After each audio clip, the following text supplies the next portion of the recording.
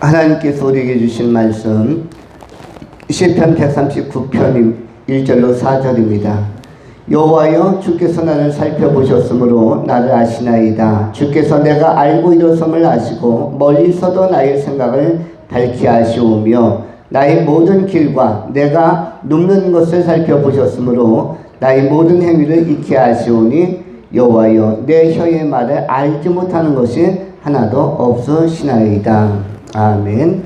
오늘은 기도를 다 들으신 하나님이란 제목으로 말씀을 전하도록 하겠습니다.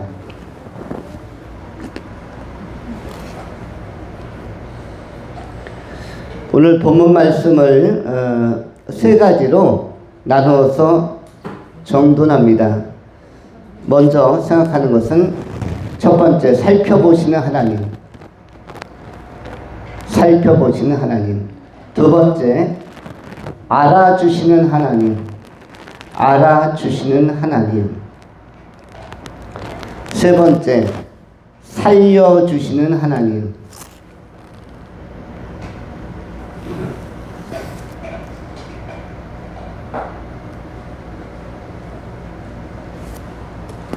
이렇게 세 가지로 말씀을 전합니다. 전체 제목은 기도를 다 들으시는 하나님. 먼저 생각하는 것은 살펴보시는 하나님에 관한 것입니다.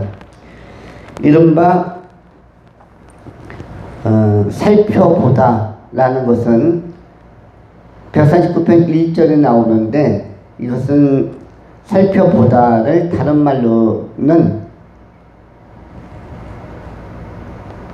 감찰하다, 한문으로 이전의 용어로는 감찰하다 라고 표현하기도 합니다. 히브리어 원문에는 하카르라고 되어져 있습니다. 하카르.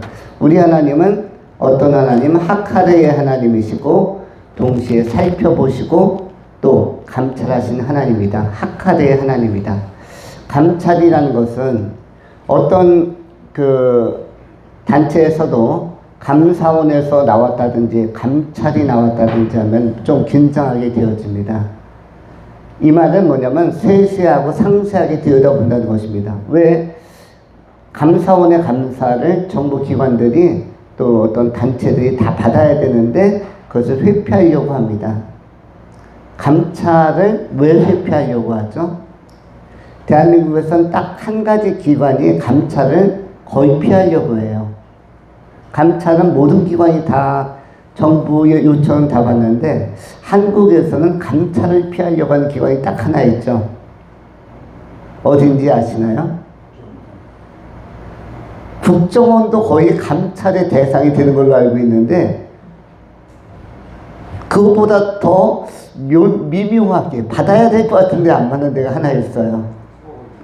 선거관리위원회. 선관위가 대한민국에서 감찰을 지난 20년 동안 계속 피해가고 있는 유일한 단체라고 할 수가 있습니다. 왜 피할까요? 피하는 이유는 뭐죠? 뭐냐면 너무 자세히 들여다볼까봐. 자세히 들여다볼까봐. 자세히 들여다보면 뭐하니까? 다치니까. 그래서 자세히 들여다보지 마라. 감찰이라는 것은 뭐다? 하카르라는 것은 자세히 들여다보는 겁니다. 왜 자세히 들여다보려고 합니까? 거기에 뭔가 문제가 있는가를 미세하게 캐치하려고 하는 겁니다. 이른바 핀포인트, 날카롭게 그것을 찾아내려고 하는데 감찰은 그만큼 굉장히 불꽃 같은 눈동자로 예리하게 들어가는 겁니다. 전문가들이. 그래서 그것을 피하려고 하면은 사실 공정과 공의가 정상화되기는 쉽지가 않습니다. 감찰을 우리가 회계장부도 받을 건 받고 요즘은 어디조차도 감찰을 받는다고 합니까? 민노총 같은 한노총 같은 노조 단체들도 감찰을 그동안에 안 받다가 장부를 제출해야 되고 보통 어떤 조직에도 감사라는 게 있죠. 그런데 이것을 피해가는 것은 그것이 두려움이 있기 때문이라고 할 수 있습니다. 우리 인생도 마찬가지인데 우리 인생도 감찰을 하나님의 감찰을 받고 있는 상태입니다. 그리고 이거는 평가되는데 그 평가를 갖다가 뭐라고 그럽니까? 하나님의 심판대 앞에 가면 책이 있죠. 하나님의 심판대 앞에 가면 아무것도 없는 게 아니라 책이 있는데 그래서 행위의 책들 그리고 생명책 이렇게 책이 있다라고 하나님의 보좌 앞에 가면은 성경 요한계시록은 기록을 하고 있습니다. 또한 다니엘서 10장에도 하나님 앞에 가면은 책이 있다. 책들이 펼쳐 있다. 이 구원의 책이 있다. 행위의 책이 있다. 이것은 낱낱이 기록이 있는 것이고 이 기록물은 왜 하나님의 보좌 앞에 있습니까? 우리의 삶이 감찰의 대상이기 때문에. 감찰의 대상이라는 것은 두 가지 결과물을 가져옵니다. 어떤 결론입니까? 상과 벌. 감찰은 상과 벌을 가져옵니다. 이 기관은, 이 사람은 굉장히 훌륭하게 의롭게 정말 잘했네. 누가 보든지 보지 않든지 누가 있든지 없든지 정말로 공정하고 지혜롭게 정직하게 잘했네. 사람들은 분노하는데 두 가지 중에 하나에 분노한답니다. 사람은 두 가지가 있는데 하나는 정직하게 사는 사람이 있고 한 사람은 그냥 거짓과 밀성으로 사는 사람이 있는데 두 가지 유형 중에 하나입니다. 물론 대부분은 섞여 있습니다. 정직하게 사는 사람들은 뭐에 분노한다고 그러죠? 이건 루스벨트 대통령이 한 말입니다. 정직한 사람들은 어떤 일에 누구 앞에서 분노한다고 그러죠? 정직한 사람들은 거짓말하는 사람들 앞에서 분노한다고 합니다. 화가 그냥 반사적으로 본능적으로 탁 튀어나온다고 합니다. 누구는 정직하고 이로운 사람들은 거짓말하는 사람을 제일 싫어한다. 그런데 동시에 거짓말로 삶을 사는 사람들도 있습니다. 거짓말은 환경으로부터 나옵니다. 열악한 환경 속에서 살다 보면 특별히 고아들이, 우리 교회는 아직은 고아가 없죠.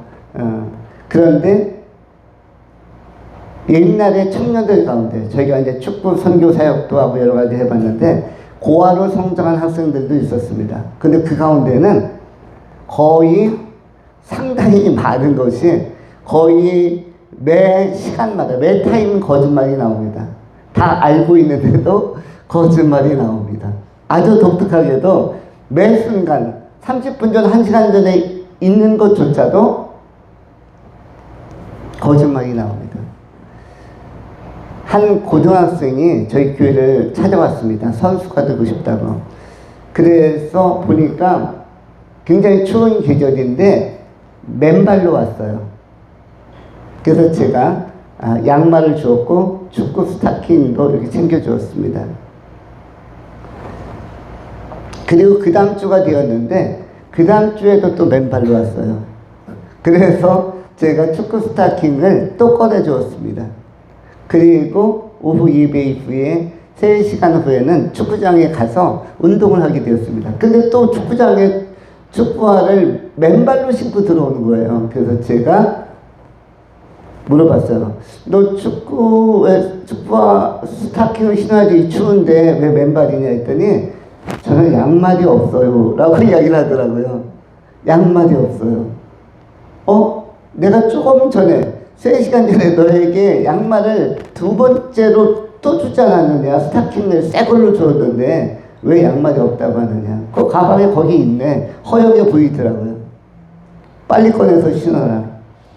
그런데 바로 대놓고 거짓말을 하는데 거짓말이 뭐가 됐으니까 생활의 방편이 된 것입니다. 사람은 그 뇌부주 중에 뭐 편도 이런 게 있죠. 그래서 본능적으로 거짓말을 하려고 작동하는 센서가 있어요. 이 사람이 생각하고 하는 게 아닙니다. 삶의 패턴이고 삶의 방식이고 삶의 체계이기 때문에 거짓말로 그냥 반응하는 것입니다. 그런데 얼굴이 안색이요. 안 변해요. 거짓말을 하고 바로 그냥 다 증명이 되었음에도 불구하고 얼굴도 안 변합니다. 그냥 삶의 체질화된 것입니다. 그런 분은 남은 생에도 그렇게 또 살아가게 될 겁니다. 그런데 거짓말하는 사람은 어떤 사람이 제일 분노하는 대상인지 아시나요? 루즈벨트 대통령의 말입니다. 진실을 말하는 자가 제일 싫고 지겹고 죽이고 싶고 화가 난다는 겁니다. 왜 저 사람은 매일 진실만 말하느냐? 이것은 원래 진실만 말하면 진실하고 의로운 사람이면 그 사람을 이 사람 나와 다르다 좋은데 이렇게 느낌이 와야 되는데 그게 아니라 그냥 화가 먼저 올라온다고 합니다. 화가 먼저 올라온다고 합니다. 바로 진실 앞에서. 그럼 우리들은 어떠한 체질인가를 먼저 생각해 보셔야 되고 우리한테는 이 두 가지가 같이 약간 섞여 있을 수도 있으나 혼재되어 있을 수도 있으나 그러나 루즈벨트 대통령의 제안처럼 우리는 진실과 의를 추구하면서 거짓과 불의 앞에서 분노가 일어나야 되는 것이 정당하다는 것을 우리가 정리해야 됩니다. 특별히 크리스찬들은 그러해야 할 것입니다. 살펴본다라는 것은 감찰하다 있는데 이 하카르라는 것 이것이 누구의 속성이냐면 하나님의 속성입니다. 그래서 그것을 낱낱이 하나의 행위가 나올 때마다 하나님의 펜으로 하나님의 책에다 행위의 책에다가 기록을 하는 것입니다. 인류 70억이면 70억 아담서부터 현재까지 70억만 되겠습니까? 수천억이 넘어갈 겁니다. 그동안 노아홍수도 멸망하고 또 태어나고 살다가 또 죽고 그리고 현재 우리와 동시대에 살고 있는 인구만 70억이기 때문에 지구촌의 역사에 등장했던 사람은 허다하게 많을 것입니다. 우리가 모르는 너무나 많은 사람들, 공룡이 멸망할 때 같이 멸망한 사람들, 그리고 우리 앞대에 살다가 세상 떠난 사람들 하면은 엄청나게 많은 수백억, 수천억 단위의 사람들이 지구에 있었을 것입니다. 그리고 앞으로 우리 다음 세대에 또 태어날 것입니다. 태어나고 또 태어나고 앞으로도 몇백억이 더 태어날지 주님 오실 그날까지 계속 태어나고 사라지고 이런 것이 반복될 터인데 그런데 그 모든 허다한 사람들을 하나하나 다 뭐뭐 하신다? 감찰하신다. 살펴보시는 것이 하나님의 주된 업무인 것입니다. 근데 정확하게 그래서 특별히 뭐까지 살펴보십니까? 죄도 살펴보고 동시에 상응줄 하나님을 믿는 믿음도 살펴보시는 것입니다. 하나님은 기억력이 아주 뛰어나셔서 하나도 잊지 않으십니다. 그래서 하나님 앞에서는 정확하고 정직한 게 좋습니다. 감찰하시는 분이기 때문에 그분 앞에서는 불의도 거짓도 통하지 않습니다. 그래서 불의가 만일 있다면 회개하면 됩니다. 회개하고 하나님 앞에 짓고하면 됩니다. 짓고해서 내가 죄인이고 주님 제가 약한 것도 맞고 거짓된 것도 맞고 불의도 많습니다. 예수 그리스도의 피로 십자가의 벌로 다 용서해 주십시오. 제가 무지했던 것도 맞습니다. 제가 실수한 것도 맞습니다. 제가 때로는 고의로 한 것도 맞습니다. 라고 정직하게 토로하고 회개할 때 하나님은 성령을 선물로 보내어 주시는 것입니다. 이것이 하카르의 하나님 앞에서 살펴보시는 하나님 앞에서 우리가 해야 할 일입니다. 이러한 사람들에게는 하나님께서는 성령을 선물로 주시겠다. 사도행전 2장을 통해서 베드로의 설교를 통해서 우리에게 확증하고 약속해주고 있는 것입니다. 우리는 살펴보신 하나님의 눈동자 앞에서 살고 있다라는 것을 우리가 기억하면서 남은 생에는 좀 더 온전하고 반듯하고 좋은 신앙을 가지고 살아갈 때 주님은 상급도 주시고 우리 안에 영원한 명예와 또 여러 선한 것들로 우리를 격려해 주실 것입니다. 하나님께 나아간 자는 반드시 그가 계신 것과 또한 동시에 살펴보는 것과 자기를 찾는 자들에게 상 주신 이심을 우리가 믿고 나가야 할 것입니다.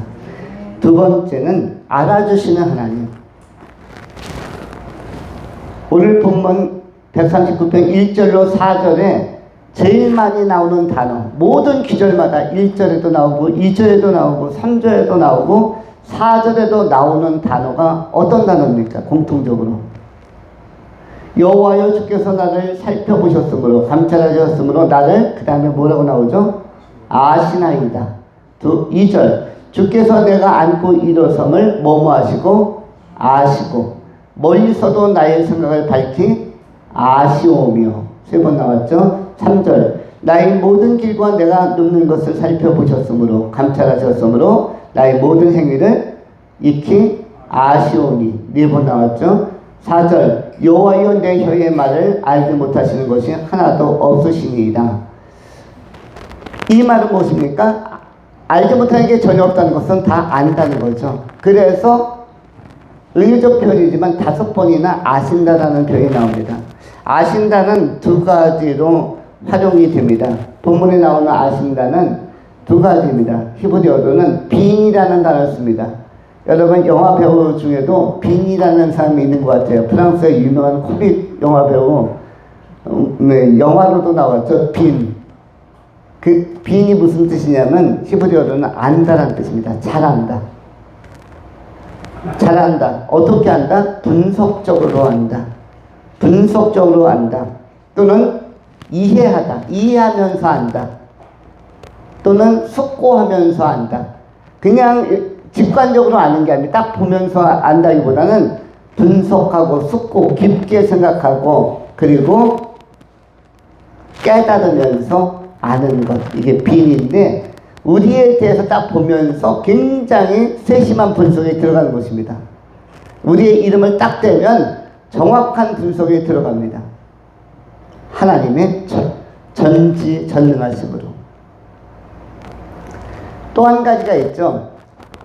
하나님의 그 전지하신 능력으로 아는 것을 빈이라고 한다면 히브리어로 야다라는 표현이 하나 더 있습니다. 야다. 이건 뭐냐면 체험에 가면서 알다.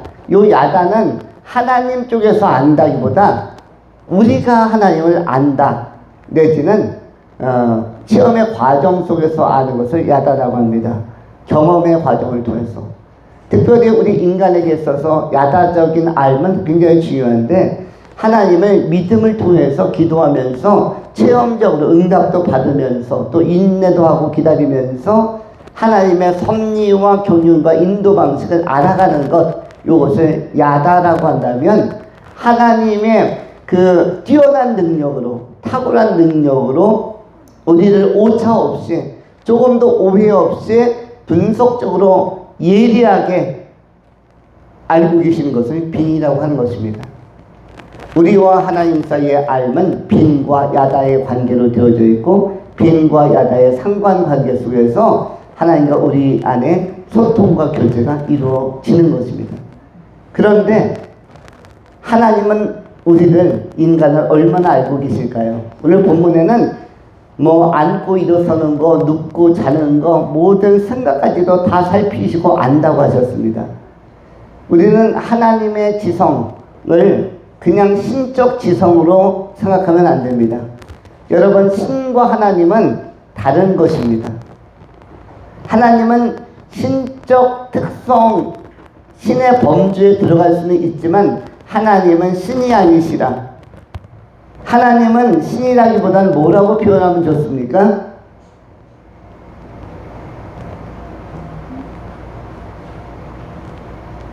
하나님은 뭐라고 표현하면 좋습니까? 하나님으로 표현하면 좋습니다. 신하고 같은 단어를 쓰면은 사실은 굉장히 무리한 것입니다. 왜 그러냐면 신이라는 것은 보통 천사 수준을 신이라고 합니다. 천사 수준. 천사는 뭐에 자유롭습니까? 공간과 시간에 자유로워요. 천사는 여기 있다가도 갑자기 프랑스로 갈 수도 있고 갑자기 저 세르비아로 갈 수도 있고 갑자기 아프리카로 갈 수도 있는 0.1초 뭐 무시간성 1초도 안 돼서 순간이동도 가능한 게 뭡니까? 천사입니다. 천사. 시간을 관통해서 시간의 자유로움도 천사. 그 다음에 지성도 굉장히 뛰어나긴 뛰어납니다. 여러분, 현재까지 알려진 세계적인 천재의 IQ는 어느 정도입니까? 그 세계적인 천재 중에 대표적인 고전적 천재는 누구입니까? 자타가 공인하는 천재를 누구라고 합니까? 아인슈타인이라고 하죠. 아인슈타인. 아인슈타인의 IQ는 어느 정도 된다고 합니까? 한 180 정도 된다고 합니다. 그리고 아인슈타인에 이어서 또한 방불한 아주 맞상대가 될 만큼 뛰어난 천재가 있었죠. 누구입니까? 많았죠. 많았으나 다양한 분야의 천재들은 많았습니다. 예술 분야는 또 미술 분야도 천재들이 있었고 음악 분야도 천재가 있었죠. 모차르트, 베토벤, 피카소, 고흐. 그런데 일반적으로 인정하는 천재 중에 한 사람이 누구였습니까? 토마스 에디슨. 토마스 에디슨. 여러분이 밝게 지금 전구를 켜고 있고 조명 안에 있는 토마스 에디슨 박물관에도 저희 교회에서 가보았습니다만 수련회 기간에 천재입니까? 아닙니까?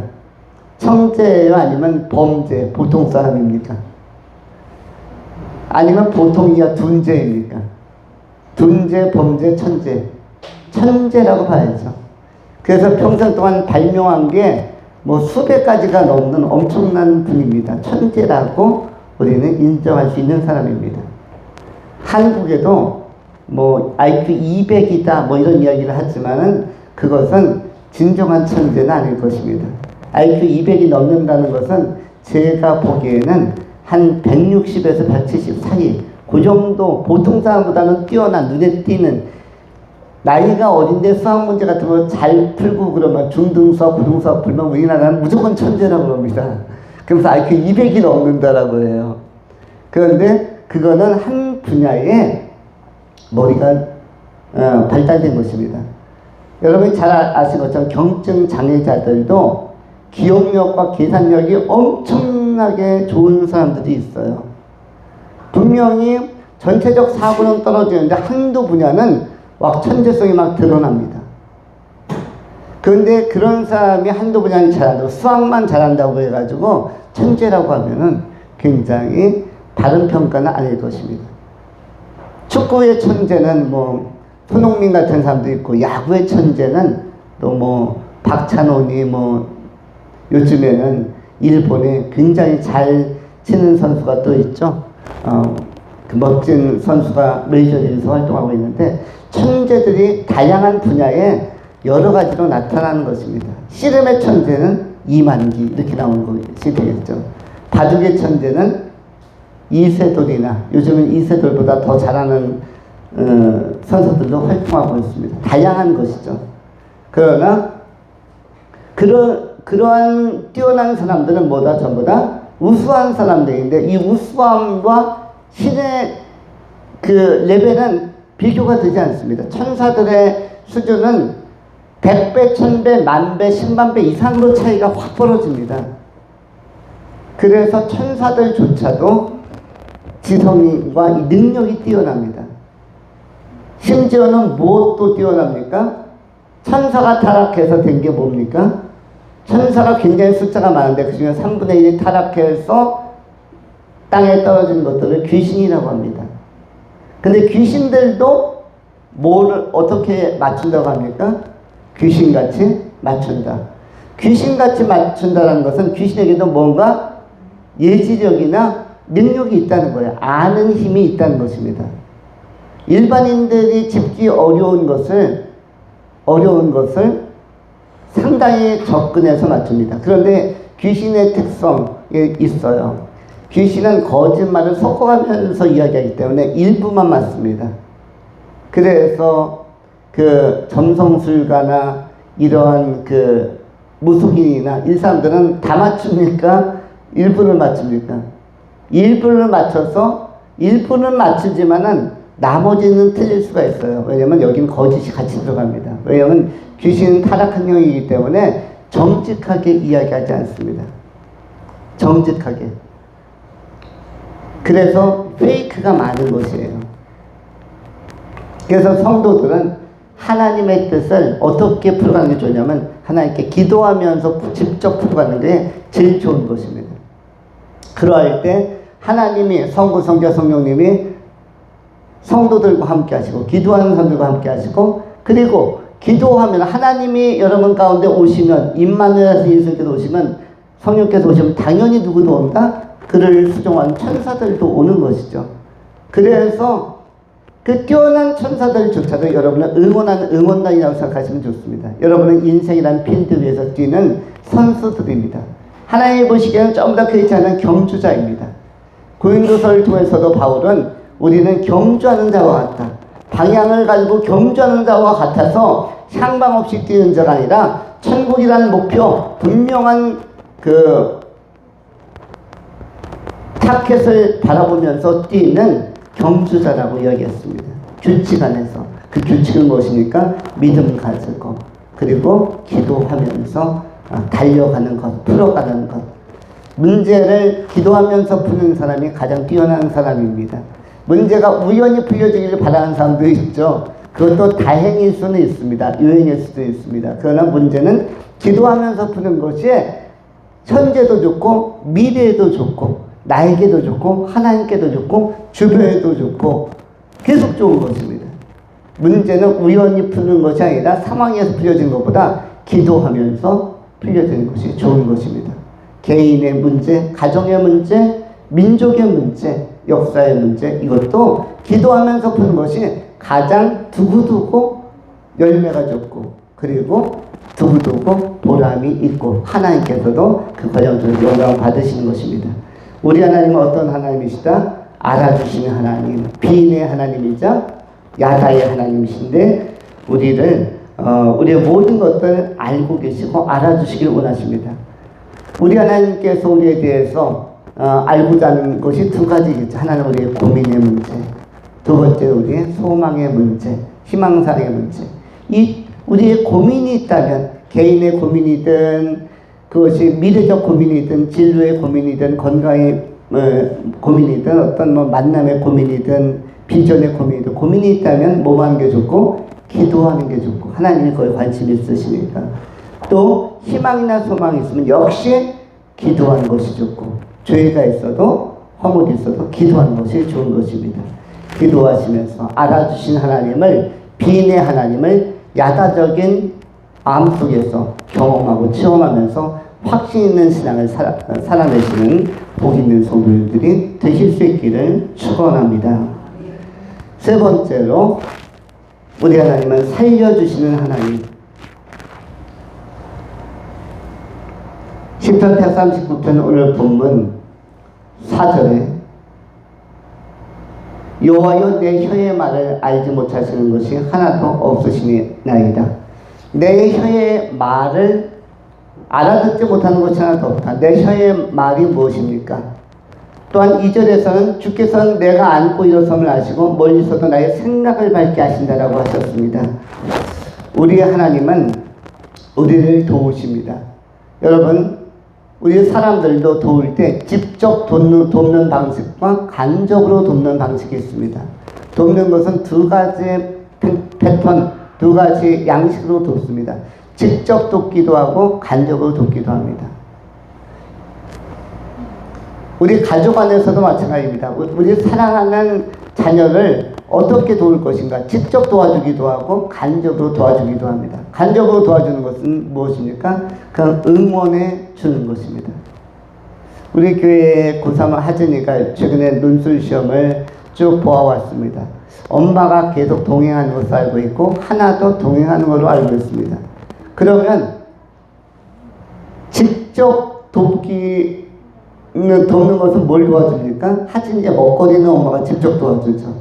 먹고 영양제도 먹고 드링크도 먹고 한번 잘 봐라. 그리고 하나도 도와주죠. 뭐라고 직접 도와줍니까? 하진아 공부해 라고 도와줍니다. 하진아 공부해 라고 시시때때로 하진이가 딩글딩글 할 때마다 찾아가서 하진아 공부해 직접 말로 도와줍니다. 그런 거면 간접으로 도와주는 건 무엇입니까? 수험장에는 하진이만 들어가기 때문에 엄마나 하나는 차에서 대기하면서 응원해주고 격려해주고 기도해주면서 잘 보았으면 이건 무엇입니까? 간접으로 돕는 것이죠. 그 직접으로 돕기도 하고 간접으로 돕습니다. 또 하진이의 논술 선생님은 직접 도와줬을 것이고 그래서 도움이라는 것은 이렇게 직접적인 도움과 간접적인 도움이 있습니다. 하나님의 도움도 마찬가지인데 여러분이 지금까지 인생을 살면서 시겁했던 경험 식은땀 났던, 겁났던 경험이 많죠.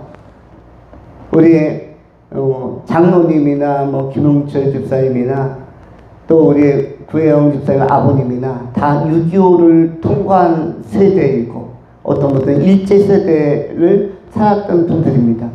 이분들이 얼마나 겁나는 경험을 했겠습니까? 태어나 보니까 일본 순사들이 왔다 갔다 하고 김두한이 저기서 막 날아다니고 이런 시대, 독립군들이 막 저기 항거하고 이런 시대에 태어나서, 근데 조금 뭔가 천이 들까 했더니 6.25가 터져서 막 비행기 날아가고 따발총 소리 막 나오고 인민군들이 막 들어오고, 그래서 이게 뭔가는 사이에 막 주변에서 동료들 죽어나가고 마을에서 막 총 맞는 사람들 나오고, 그래서 근데 유엔군들이 또 들어와서 나라가 조금 뭐가 변화가 오나보나 했는데 중국군들이 새까맣게 몰려와서 또 통일을 잃어버리고, 그러면서 전후 시대를 복구하느냐고 굉장히 바쁘게 또 정비하느냐고 그 일선에서 살아와서 뛰어왔을 것입니다. 그래서 새마을 운동이 시작되면서 뭔가 좀 나라를 정비해보자, 경제도 일으켜보자, 그 역군으로 또 활약을 했을 것 같습니다. 그런데 이러한 가운데서 이런 위기와 고비를 우리는 우연히 넘었다고 하지만 이것은 섭리하신 하나님의 손길에 의해서 넘어서게 된 것입니다. 나의 나된 것은 오직 하나님의 은혜이며 주님의 은혜인 것입니다. 운전하는 분들도 마찬가지입니다.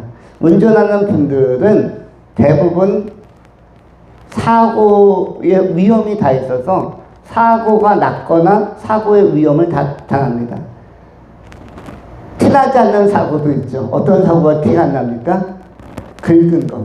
내 차를 긁거나 남의 차를 긁고 갔거나 둘 중에 하나. 그래서 차를 보면은 차가 새 차든 뭐 이렇게 차를 구입하면 1년, 2년, 3년 가면 범퍼를 보면 압니다.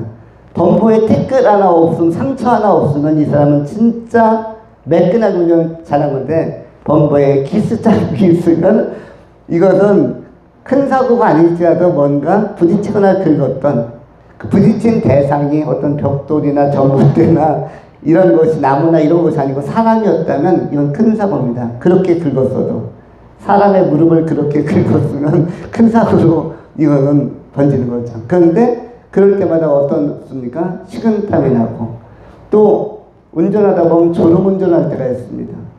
졸음운전하는 경우가 있습니다. 저는 이틀 전에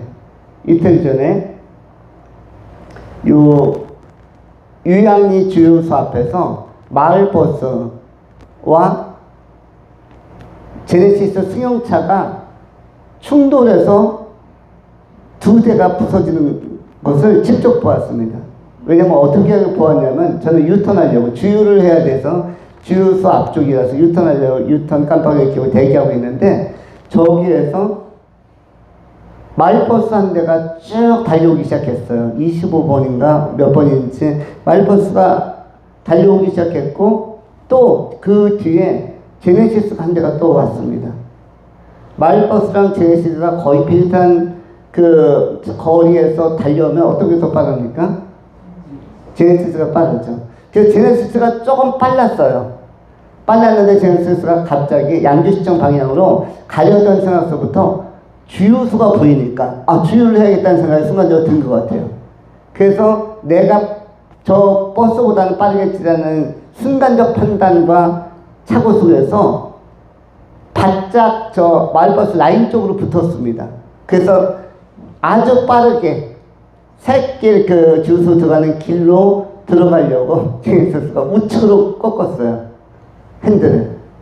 많이 들어가지 않고 약간 들어갔어요. 그런데 뒤에서 마을버스는 그걸 보고 일반적으로는 멈춰야 되거나 속도를 줄여야 되는데, 마을버스는 여기는 나의 차로인데 왜 갑자기 깜빡이도 안 켜고 네가 들어오냐 하면서 속도를 안 줄였어요.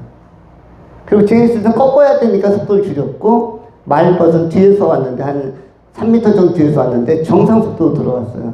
그러면 두 차는 어떻게 됩니까? 충돌을 제대로 할 수밖에 없죠. 근데 둘 다 양보를 안 했어요. 그 마을버스 기사가 순간적으로 들어와 볼래? 그래 한번 들어와 봐. 들어와 일반적으로 그런 만 가지고 그냥 밀고 나간 것 같기도 하고 내 차에 지금 타오바 등치를 네가 과소평가하는구나. 그래서 쭉 밀고 나갔어요. 내 차선이다.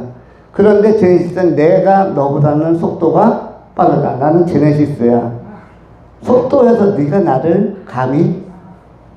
그러다가 서로 양보를 안 해서 근데 제네시스가 가속을 해서 빠졌으면 됐는데 가속을 하지 않고 오히려 감속을 하면서 빠지려고 했습니다. 설마 마을버스가 속도를 늦춰주겠지. 그리고 내가 더 빠르니까 난 날쌔게 빠지면 되니까. 그래서 탁 트는 순간에 두 개가 쫙 부딪히면서 한 6,000m를 끌고 나갔어요. 막 부서지는 게 보이더라고요. 백미러도 부서지고 두 개가 붙어서 영화에서 막 그 차로 몸싸움 하면서 막 하는 것처럼 카레이스 하는 것처럼 저는 이 광경을 보면서 아 그렇구나 실컷 뺐겠다. 그리고 그 승객들은 또 몇 명이 타시는 분들은 얼마나 놀랐을까. 왜냐면 차가 막 부딪히다 보면 깜짝 놀라고 거기에 애기들도 있을 수 있고 청소년도 있을 수 있고 노약자도 있을 수 있는데 거기서 앞으로 뒤로 막 왜냐면 버스라는 건 안전벨트를 안 매지 않습니까? 그러니까 그렇게 하다가 결국은 급정거를 할 수밖에 없는데 그렇게 되면 부상자가 나왔을 것 같아요. 그러면은 버스 운전기사도 당황했을 것 같아요. 왜냐하면 책임의 문제. 버스 회사에는 어떻게 보고를 해야 되고 또 이 승객들은 어떻게 보상을 해줘야 되나. 보험으로 해야 되나 내가 사비로 물어줘야 되나. 이번 달 월급은 다 날아간 것 같은 이런 좋지 않은 불길한 느낌도 들고 제네시스는 보니까 새 차예요. 뽑은 지 얼마 안 된 것 같아요. 이거 한 1억 가까이 주고 뽑았는데 이거 뽑아서 한번 달리는데 버스한테 자기는 박쳤다고 생각하는 것이죠.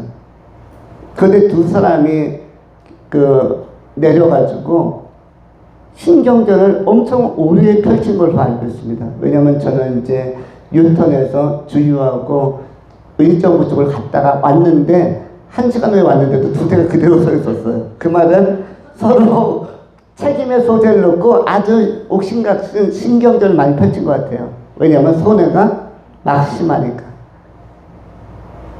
보험사에 연락하면 제 생각에는 5대5나 6대4 또는 이게 일반적으로 기준이 아니지만 한문철인 가는 변호사, 자동차 전담 변호사한테 자문을 구해봐야 될 상황이 아닐까. 그대로 블랙박스 열어가지고 보여주면서 해야 되는 문제가 아닐까. 뭘 얘기하냐면 식겁하는 일이 인생에는 많다는 것입니다. 그런 고비가 많은데 그때마다 간접적으로 도와주든 직접적으로 도와주시는 분 누구다? 하나님이다.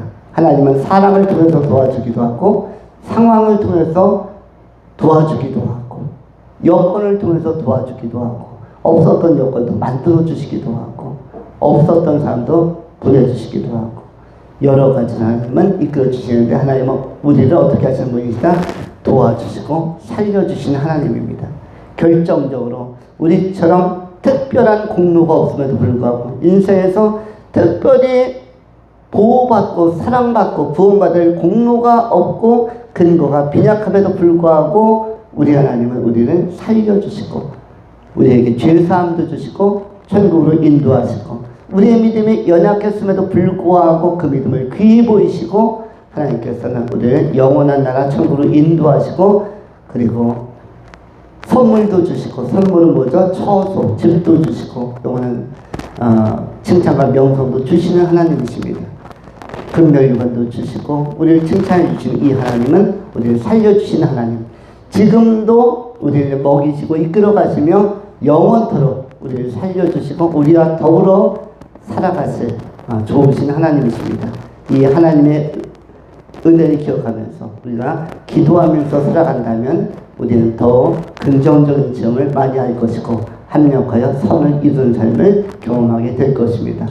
이 아름다운 알미 여러분의 삶 속에 축복으로 임할 수 있기를 축원합니다. 기도하겠습니다. 할렐루야. 존귀하신 하나님, 전능하신 하나님의 풍성하시며 따뜻하시며 무궁하시며